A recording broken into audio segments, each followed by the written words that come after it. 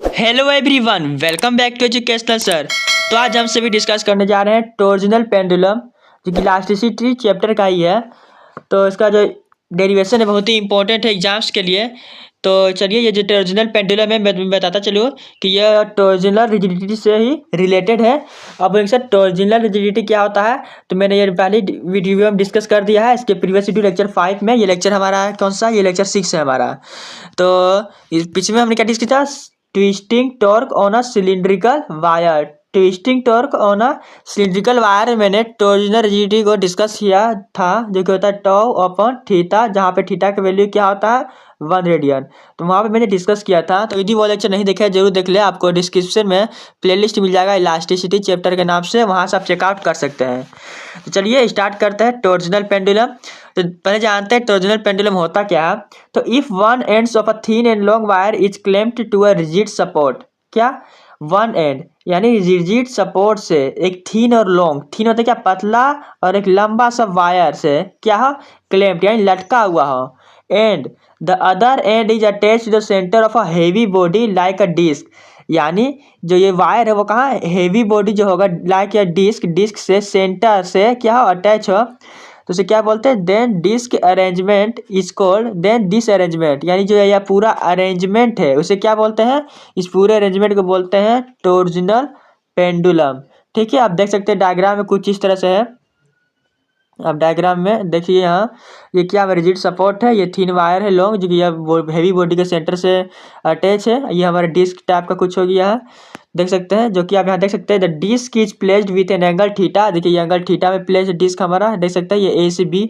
ठीक है, और ये देखिए the torque on the wire tau इसकी तो नेगेटिव ऑफ सी थीटा। अब सी क्या है, तो यहाँ देखिए टॉर्क, यहाँ देखिए फर्स्ट ऑफ ऑल हमारा सेंटर ओ हो गया, ए से बी क्या है यहाँ से रोटेट हो रहा, बी से फिर आ रहा, तो वही जरा इसीलिए नेगेटिव साइन क्या बताता हूँ। देखिए यहाँ तो टाउ हमारा क्या टॉर्क होता है क्या माइनस सी इंटू थीटा, थीटा क्या perpendicular force into perpendicular direction, जहाँ पे सी हमारा क्या टॉर्जनल रिजिडिटी है। यहाँ देखिए सी इज द टॉर्जनल रिजिडिटी, तो ये हमारे इस तरह से एक फोर्स की तरह काम कर रहा है टॉर्जनल रिजिडिटी, तो एक तरह फोर्स तरह है, ये सी हो गया।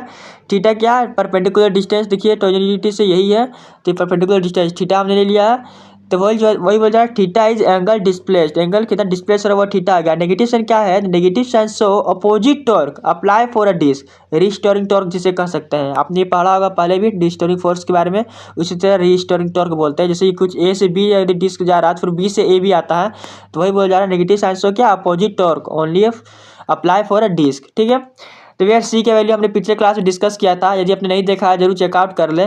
सी का वैल्यू क्या होता है पाई ईटा आर की to the power 4 upon 2l। क्या सिलिंड्रिकल वायर होना, हमने पढ़ा था कि वायर में कितना होता है टॉर्क, वायर के ही लिए, तो यहाँ पे देखिए हमने ये डिस्कस किया था। वेयर सी का वैल्यू क्या होता है ये होता है, यदि आपने नहीं देखा है जरूर चेकआउट कर ले पिछले लेक्चर, तभी आपको ये समझ में आने वाला है।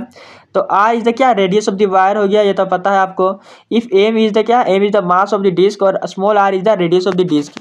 ठीक है, तो टॉर्क ऑन द डिस्क, तो हमारा जो टॉर्क था वो किसका था, वो जो टॉर्क हमने यहाँ फाइंड आउट किया था वो था टॉर्क ऑन दी वायर। हमने वायर का टॉर्क फाइंड आउट किया था, ये वायर के लिए हमने क्या लिया था, फोर्स के लिए हमने लिया था सी, और थीटा के लिए क्या ये एंगल परपेंडिकुलर डायरेक्शन के लिए एंगल लिया था, यानी कितना एंगल में डिस्प्लेस हो रहा है, थीटा एंगल डिस्प्लेस हो रहा। ठीक है, तो वायर के लिए हमने टॉर्क लगाया निकाल फाइंड आउट किया था, ये वायर के लिए है। ठीक है, अब हमें डिस्क के लिए फाइंड आउट करना है।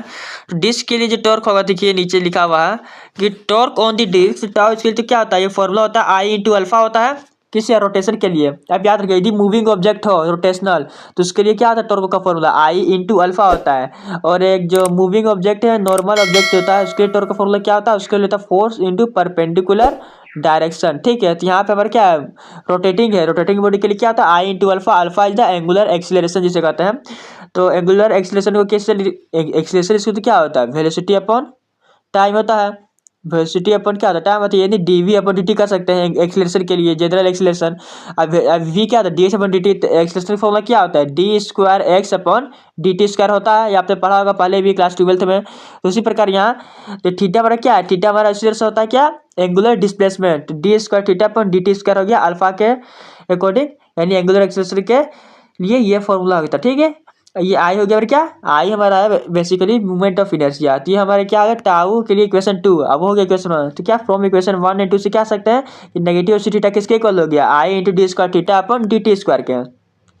सी थीटा को हम नेगेटिव इधर लाएंगे तो पॉजिटिव हो जाएगा, तो positive C theta equal to 0। अब जो आई है, आई को यदि इस साइड भेजते हैं तो क्या सी यहाँ आई हो जाएगा, यहाँ से तो आई रहता नहीं है, 0 हो जाएगा। बेसिकली हमने क्या यहाँ से आई को इस साइड भेज देंगे तो यहाँ तो सी तो होगा ना नीचे, ठीक है। अब हो सकता है इसी यहाँ से हमने आई ले लिया, ठीक है। तो यहाँ से देखिए हमारा जो फॉर्मूला होता है सी बाई आई हो गया या थीटा हो गया, तो इससे हम किससे कंपेयर करते हैं, हम कंपेयर करते हैं फ्रॉम एसएचएम इक्वेशन। एसएचएम क्या होता है, सिंपल हार्मोनिक मोशन। वो आगे के चैप्टर आपका है, उसमें मैं बताऊँ क्या होता है। बेसिकली अपने 12th ये जनरल फॉर्मूला पढ़ाई होगा, d² t upon dt² plus omega square theta is equal to 0। तो वेयर ओमेगा यहाँ कंपेयर करेंगे इन दोनों को, तो यहाँ से क्या ओमेगा स्क्वायर की वैल्यू क्या है सी अपॉन आई, तो वहाँ ओमेगा वैल्यू फाइंड करेंगे तो under root C upon I हो जाएगा, ठीक है। तो एंगुलर फ्रीक्वेंसी जो हमारा ओमेगा की वैल्यू क्या आया, एंगुलर फ्रीक्वेंसी आ गया under root C upon I. In SHM time period क्या होता है 2 पाई अपॉन ओमेगा होता है। तो यहाँ से हमने ओमेगा की वैल्यू फाइंड आउट है, यहाँ क्या हो जाएगा आई अपॉन सी हो जाएगा अंडर रूट में, यहाँ 2 पाई मल्टीप्लाई में, ठीक है। तो हो गया टाइम पीरियड, तो टी की वैल्यू आपको फाइंड आउट हो गया है। अब यदि हम स्क्वायरिंग बहुत साइड करते हैं, तो यदि स्क्वायर करेंगे तो टी स्क्वायर जिसका क्या 4 पाई स्क्वायर यहाँ आई सी हो जाएगा। तो सी के वैल्यू यहाँ से फाइंड आउट हो जाएगा 4 pi square I upon T square. तो यहाँ से क्या हमें movement of inertia of circular disc का मूवमेंट ऑफ इनर्शिया क्या होता है, यहाँ से आई का वैल्यू पुट कर सकते हैं आप। तो आई का वैल्यू हो जाएगा mr² अपॉन 2, मूवमेंट इनर्शिया होता है सर्कुलर डिस्क के लिए। तो यहाँ वैल्यू पुट करेंगे आई की जगह में, ठीक है। बाकी जो कट आउट होता है कट आउट कर देते हैं। तो बेसिकली हमारा जो सी के वैल्यू आएगा क्या आएगा 2 pi square mr² upon T square. अब चूंकि देखिए यहाँ ये क्या value of C for a torsional pendulum, ये टॉर्जनल पेंडुलम के लिए है। ये जो सी के वैल्यू किसके लिए था, जो हमने देखा था वो क्या था, वायर के लिए था, याद रखें। तो ये जो वैल्यू है किसके लिए है, टॉर्जनल पेंडुलम के लिए। This is the value for C for a torsional pendulum. तो सी क्या है पाई ईटा पर 4 अपॉन 12 होता था। यहाँ से हम यदि ईटा की वैल्यू फाइंड आउट करता है तो क्या होगा, ईटा की वैल्यू फाइंड आउट करेंगे यहाँ से तो 12 ऊपर चलेगा मल्टीप्लाई में 12 सी अपॉन पाई अगर 4। तो यहाँ से कंपेयर यदि हम करते हैं, यहाँ सी के वैल्यू को फाइंड आउट हो चुका है, यहाँ भी सी का वैल्यू दी, ये सारा सी का वैल्यू यहाँ पे हम पुटअप कर दे तो आपको ईटा मिल जाएगा रिजिडिटी। तो वही हमें फाइंड आउट करना था। तो यहाँ से क्या मॉड्यूलस रिजिडिटी मिल जाएगा, सी की जगह में वैल्यू पुट कर देंगे, सारा कुछ इस तरह से कट आउट होता है, कट आउट करेंगे। फाइनली हमें जो वैल्यू मिलेगा किसका, मॉड्यूलस ऑफ रिजिडिटी का, ये हमारा हो गया मॉड्यूलस रिजिडिटी का फॉर्मूला, ठीक है।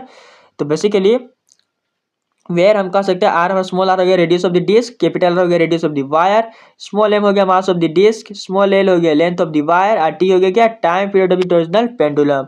तो ये हमारा बेसिकली प्रूव होता है क्या मॉड्यूलस रिजिडिटी या टॉर्जनल पेंडुलम के लिए क्या सी का वैल्यू।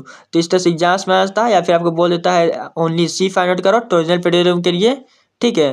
बेसिकली आपको एग्जाम क्या बोल सकते हैं, एग्जाम के लिए आपको क्वेश्चन आना कर रहा तो आपको क्या बोलेगा find the torsional rigidity of the torsional pendulum, या फिर बोल देगा फाइंड द मॉड्यूलस रिजिडिटी।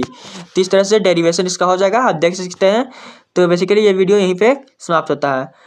तो वीडियो अच्छी लगी लाइक करें, शेयर करें अपने दोस्तों के पास, और चैनल में पहली बार आए तो चैनल को सब्सक्राइब जरूर करें।